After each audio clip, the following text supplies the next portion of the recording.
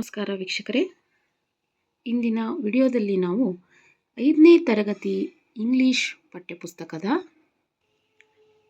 The elephant ಎಂಬ ಪೋಯಮ್ನ ನಾವು ಇವತ್ತು ನೋಡೋಣ.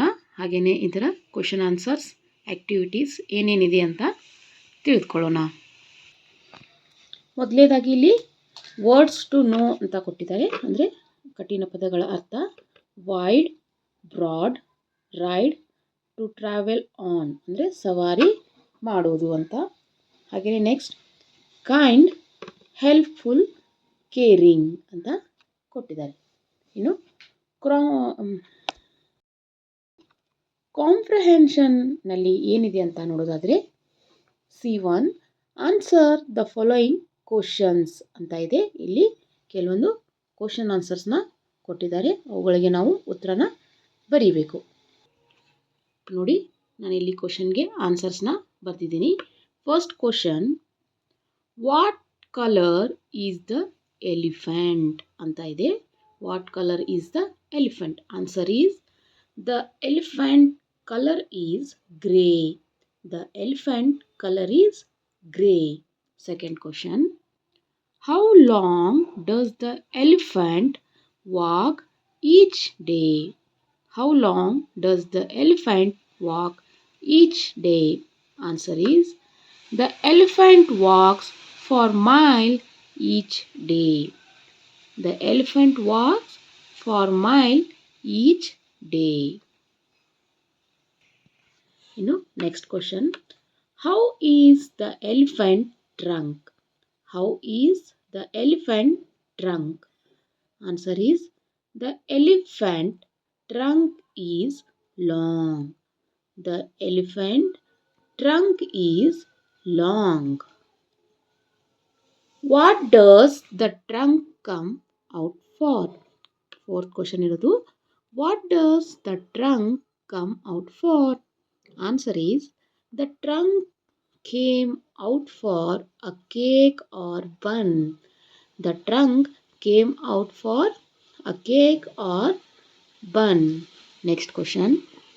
Many people can ride on elephants. Why? Many people can ride on elephant. Why? Answer is the elephant back is broad. The elephant back is broad. So people like to ride. So people like to ride.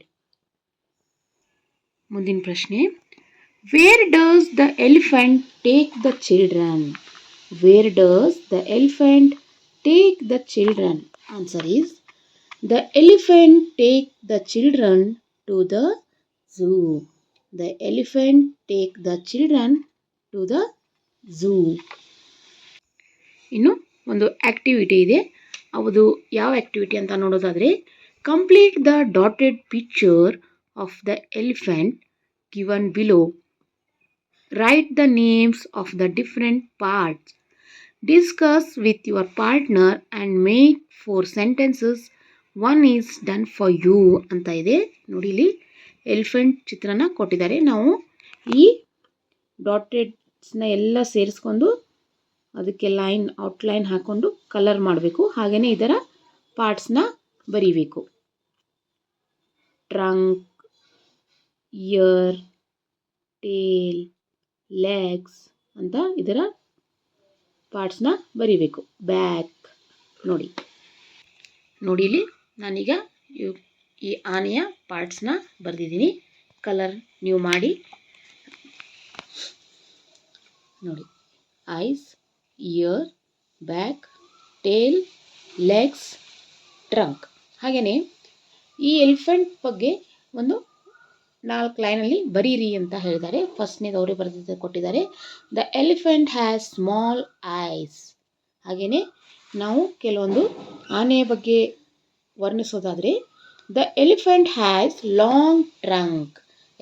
ಆನೆಗೆ ಉದ್ದವಾದ ಸೊಂಡಿಲಿದೆ. The elephant has broad back. The elephant has broad back. The elephant has wide ears. ಇದರ ಕಿವಿ ಅಂಕುಡೊಂಕಾಗಿವೆ. The elephant is kind animal. ಆನೆ ಒಂದು ದಯಾಳು ಪ್ರಾಣಿ. ನೋಡಿ, ಇದು ಆನೆ ಬಗ್ಗೆ ನಾನು ಬರೆದಿರುವಂಥ ಒಂದು 4 ಸೆಂಟೆನ್ಸ್. ಇದಿಷ್ಟು ದ ಎಲಿಫೆಂಟ್ ಪದ್ಯದ ಆ್ಯಕ್ಟಿವಿಟೀಸ್ ಹಾಗೆಯೇ ಪ್ರಶ್ನೋತ್ತರಗಳು. ಈ ಮಾಹಿತಿ ತಮಗೆ ಇಷ್ಟ ಆದರೆ ದಯವಿಟ್ಟು ಶೇರ್ ಮಾಡಿ, ಲೈಕ್ ಮಾಡಿ, ಹಾಗೆಯೇ ಸಬ್ಸ್ಕ್ರೈಬ್ ಮಾಡೋದನ್ನು ಮರಿಬೇಡಿ. Thank you.